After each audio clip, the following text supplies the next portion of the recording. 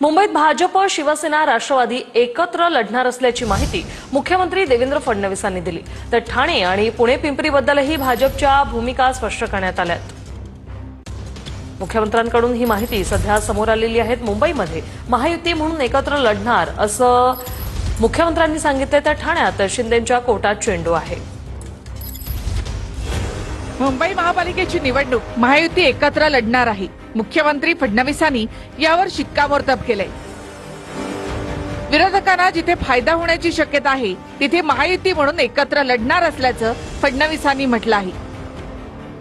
ठाण्यामध्ये भाजपनं शिंदेंच्या कोर्टात चेंडू ढकललाय। महायुती म्हणून एकत्र लढू शकतो का याची चाचपणी करून सांगा असं भाजपनं शिंदेंना कळवलंय। पुणे आणि पिंपरीमध्ये भाजप स्वबळावर लढणार आहे। पुणे आणि पिंपरीमध्ये अजित पवार यांची राष्ट्रवादी आणि शिंदेंची शिवसेना देखील स्वतंत्र लढण्याची शक्यता आहे। त्यांना काय म्हणायचं मला माहित नाही। मी महायुतीचं सांगितलं कारण मी महायुतीच्या राज्य समन्वय समितीचा सदस्य आहे। त्यामुळे तिथं जी चर्चा झाली त्याप्रमाणे आता दिवाळीनंतर आमची मंत्रिमंडळ बैठक मंगळवारी झाली की दर मंगळवारी महायुतीच्या समन्वय समितीची बैठक माझ्याच निवासस्थानी असते। येणाऱ्या बैठकीमध्ये नेमकी काय चर्चा होती ते आपल्या मुंबई प्रतिनिधी